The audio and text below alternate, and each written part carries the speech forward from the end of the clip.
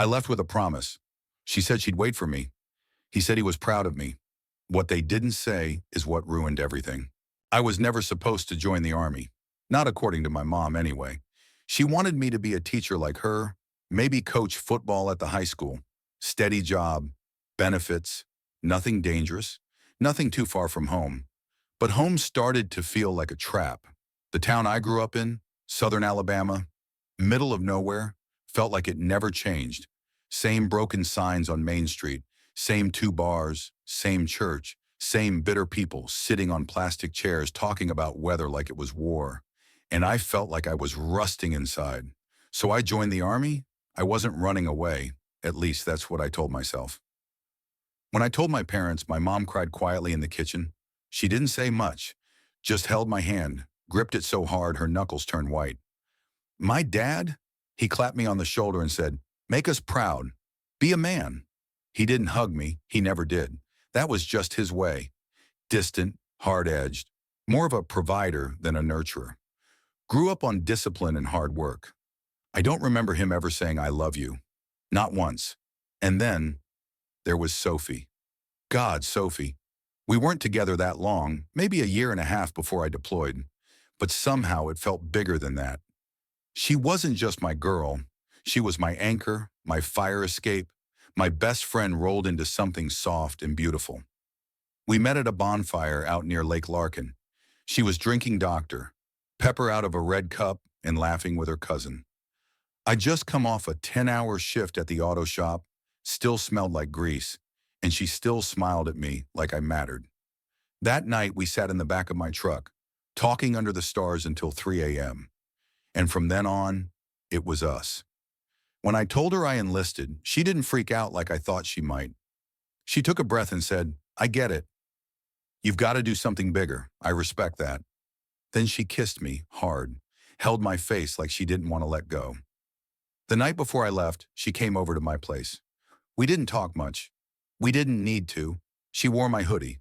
I wore her perfume on my neck from how tightly she hugged me. Right before she left that night, she looked me dead in the eye and whispered, "I'll be here when you come home." I swear that stayed with me. Through every dry night in barracks, through every patrol, through every goddamn second I questioned myself over there. She was the reason I kept going. Deployment was rough. I did 27 months overseas, bounced between Iraq, Kuwait, and Germany. Saw some bad shit. Lost a buddy, held another guy's hand while he bled out. There were nights I couldn't sleep because the generator outside our barracks sounded like gunfire. Nights I couldn't breathe without thinking of Sophie, my girl, my light. She wrote often, every week like clockwork. Her handwriting and the curly S in her name felt like home. She'd send little things, photos of our dog, stories from her job at the vet clinic, sometimes pressed flowers or a spritz of her perfume on the envelope. I'd read her letters under a flashlight, tucked away in a corner of the fob. They were my escape. My dad sent me stuff too. Jerky, socks, once even a flask I couldn't use. His letters were shorter. "Proud of you, be smart, stay sharp." That was about it.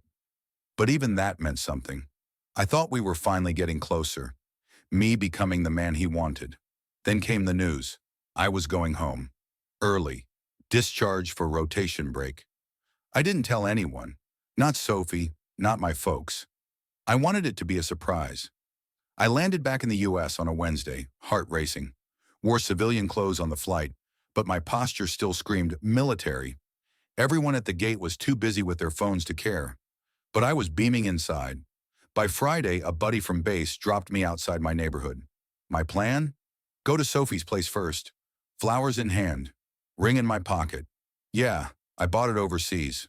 Then go home. Hug mom. Crack a cold beer with dad. Tell them all. I made it. I hadn't seen any of them in over 2 years. In my head, I played out every possible version of that reunion. Tears, laughs, hugs. I never imagined the version where they all knew something I didn't, and that I was walking straight into a lie. The street looked the same. Same cracked sidewalks, same overgrown yards, same rusty mailbox at my parents' house that leaned slightly to the left. But something felt off, not visually, emotionally, like the air was heavier, Like my body remembered a different version of this place than what I was seeing now. I started with Sophie. She wasn't home. I knocked, then knocked again. Her car was there. Lights on, but no answer. Her neighbor, Mrs. Larson, peeked through the blinds across the street, then quickly shut them. Weird. I left the flowers on her porch swing, wrote, "Guess who's home?" on a sticky note, and walked down the block to my folks' house. My mom answered the door, and for a second, everything was okay. She gasped, pulled me in, hugged me so tight I thought she'd break my ribs. She cried, said something about angels and blessings, and "I've missed you so much, baby." And I held on to her like a drowning man grabbing a rope. But my dad? He came out of the hallway a few seconds later, paused, then gave me a stiff nod. "You're early." No hug, no smile. He looked uncomfortable, like he didn't expect me or didn't want to. I brushed it off, thought maybe I just caught him off guard. We sat in the kitchen, catching up, or pretending to. My mom did most of the talking. Dad stayed quiet, sipping his coffee like it was whiskey. Every now and then, I'd catch him glancing down the hallway, then at his phone. He kept checking his phone. That's when the pit started forming in my stomach. That night, I crashed in my old room. Everything was how I left it. Football posters, dusty bookshelf, the smell of Axe body spray lingering like a ghost. I laid in bed staring at the ceiling, waiting for a text from Sophie. Nothing. I checked her socials, private. I checked my messages. Still no read receipts. I told myself she must be busy. Maybe she was planning a surprise too. I didn't sleep much. The next morning I went back to her place. This time her car was gone. I called. No answer. Texted, "Hey Soph, I'm back. Wanted to surprise you. Call me." Nothing. Something was wrong. I started noticing other things, like how neighbors gave me that quick glance, then looked away. How the old guys at the gas station, the ones who used to ask about the army and tell me they were proud, barely said a word. One of them muttered, "Shame, man." Damn shame. I said, "Sorry, what?" But he just shook his head and walked out. By day 3, the flowers I left on Sophie's porch were still there. Wilted now. Her porch swing was moving slightly, like someone had just gotten up and left. Still no sign of her. I tried my dad. "Hey, have you seen Sophie?" He didn't look up from his paper. Nope. That was it. Flat. No emotion. My mom stepped in. "I'm sure she'll call, sweetheart. Maybe she's just adjusting." "Adjusting to what?" I asked. She didn't answer. Later that night, I was walking down the hallway when I passed the garage door. I heard voices, low, heated. My dad and someone else. Maybe my mom? I pressed my ear against the door just for a second. "He can't find out like this." "Well, what the hell do you want me to do now?" "You shouldn't have let it go that far." Then silence. When I stepped inside, the conversation stopped cold. My dad looked at me like he saw a ghost. "Everything all right?" I asked. He nodded too quickly. "Just talking about taxes." Taxes? I wanted to ask more, but something about the way my mom avoided my eyes, it made me swallow the question. That night I sat outside on the porch. I watched the streetlights flicker and tried to make sense of everything. This place, my home, felt like a stage set up for someone else's life. Like I was walking into a scene where everyone had their lines memorized, except me. Then around midnight, I heard a car door slam, looked down the block. Sophie's car, pulling into my parents' driveway. She stepped out, wearing a hoodie that wasn't hers. And then, he stepped out of the passenger side. My dad. They didn't see me. They walked inside through the side door, quietly, casually, like it was normal. I sat frozen. I didn't breathe for a full minute. I didn't sleep that night. I lay on my childhood bed, staring up at the same ceiling I used to tape glow-in-the-dark stars on when I was 9. But I wasn't a kid anymore. I was a soldier, and I had just seen my father and my girlfriend come home together at night while I was supposedly asleep upstairs. My heart thumped in my chest like war drums. I knew what I saw, but I didn't want to believe what it meant. I tried to rationalize it. Maybe she needed help with something. Maybe she was just giving him a ride. Maybe, God help me, I was losing my mind from all the time away. But no matter how I spun it, it didn't feel right. She was supposed to be mine. And he was supposed to be the man I trusted more than anyone. The next morning, I waited until I heard the front door shut and a car engine fade down the street. I pulled back the curtain just in time to see Sophie driving away, alone. I noticed something strange. She was wearing a hoodie that wasn't hers. It was too big, gray, with frayed sleeves. And I'd seen it before. It was my dad's. He used to wear it on fishing trips. It had a small tear near the pocket that I distinctly remembered. My stomach dropped. I needed to know the truth. Not guesses, not gut feelings. I needed proof. I started with her social media, still private, but one of her best friends, Lori, had public stories. I tapped through them casually, trying not to seem like I was stalking. And there it was, a photo posted just 5 days before I returned. A bonfire party, people drinking, laughing, Sophie, front and center, smiling, laughing, a red Solo cup in hand. And in the background, my dad. You could see him talking to someone, half turned, but it was unmistakably him. The slouched posture, the baseball cap he always wore backward, like he was still 25. Why was he at a party with Sophie? Without me? Why had no one mentioned it? And then I noticed something worse. Sophie was wearing a plaid flannel shirt, the same one my dad wore almost every Sunday. It was practically his signature look.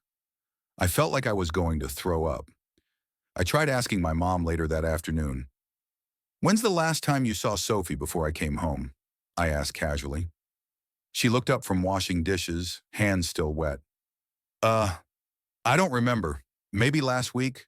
She dropped something off, I think." "Was it during that party at Lori's?" She paused, just a fraction of a second too long. I don't know why." "No reason," I lied. She dried her hands but didn't look at me again. That night I brought it up with my father. I needed to see his face. "Hey," I said, leaning against the doorframe. "Were you at Lori's bonfire last week?" He didn't flinch, just kept looking at the TV. "No." "Funny, there's a photo of you there, in the background. Still calm, still composed. Must be old. People recycle pictures all the time." "Sophie was wearing your shirt." That got him. Just a flicker. Not panic, but discomfort. Then he looked at me and said the most patronizing thing I'd ever heard. "Son, you've been gone a long time. Maybe don't go digging around where you don't need to." He stood up and walked past me like nothing had happened. That was all I needed. That one line gave me permission to go full reconnaissance mode. I remembered something. An old iCloud account Sophie and I had shared when she lost her phone 2 years ago. We used it to sync photos and backups. She probably forgot it still existed. I logged in, and there it was. Her current location syncing automatically through Find My iPhone. She was downtown, in a neighborhood I didn't recognize. I checked again 2 nights later. She was at our house, my parents' place, at 11:43 p.m. She wasn't staying over. She was sneaking in. I bought a hidden camera the next morning. Small, looked like a USB wall charger. I installed it in the corner of the garage entryway, right near the laundry room, the part of the house no one really used except my dad. Then I waited. That night, I left the house. Told my mom I was grabbing drinks with a buddy from base. Drove 3 blocks away and parked. Waited. Checked the feed from my phone.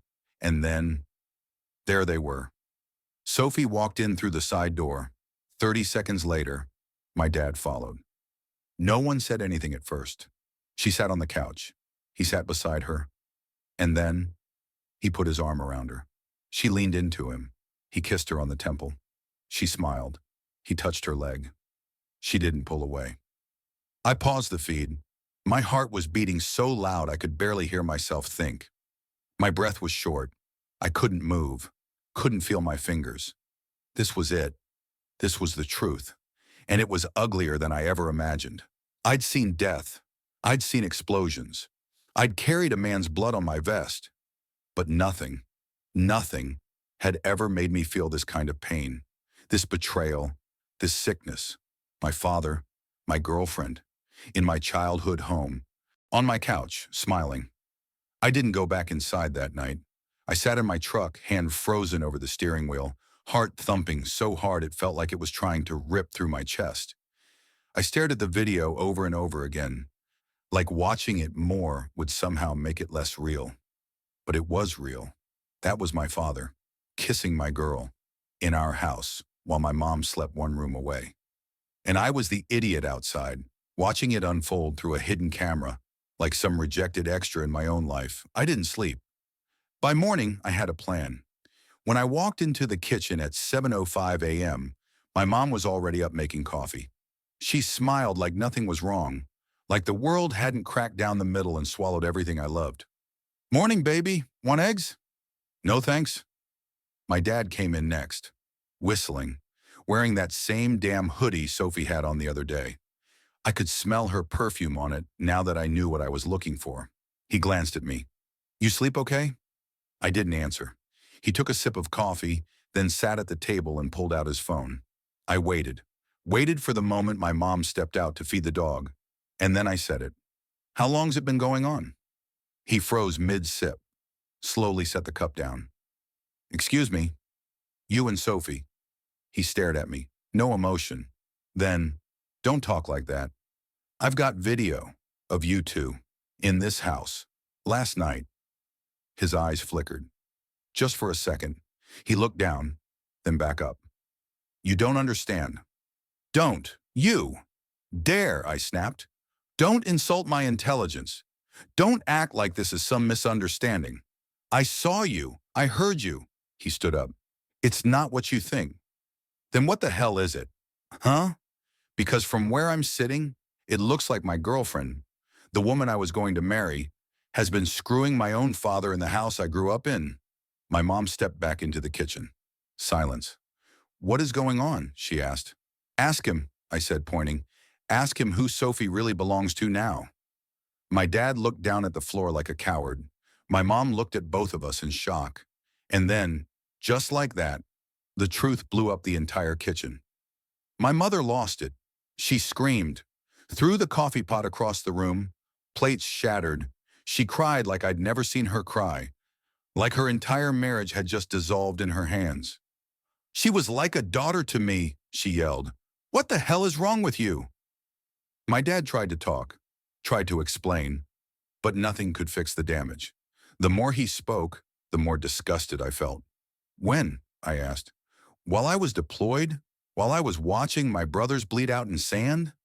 You were here playing house with my girlfriend?" He didn't respond. That silence said everything. I left, stormed out, drove straight to Sophie's place. She wasn't home, but her car was. I waited. An hour, then 2. And when she finally walked up the driveway, she froze. She knew. "I saw you," I said before she could open her mouth. "Listen, don't lie to me, please. I've already seen it all. Just tell me why." Her eyes welled up. "I didn't mean for it to happen." "Bullshit." "I was lonely," she whispered. "You were gone. You stopped calling. He was here. He listened. He cared. He's my father." "I know." She started crying. "It wasn't just about the sex. He made me feel seen." I laughed. A sick, broken kind of laugh. The kind that comes when your soul's been sliced open and you're too numb to bleed. "Seen? I went to WAR. I fought for this damn country. For you. And you needed to feel seen?" She didn't answer. I left her standing there. Didn't hit her. Didn't scream. Just turned around and walked out of her life. And my own. All at once. My dad tried calling. Left voicemails I never listened to. My mom packed his bags that same night. Kicked him out. I don't know where he went. I don't care. A week later, I left town. Left behind the house, the street, the ghosts. I didn't even take the camera.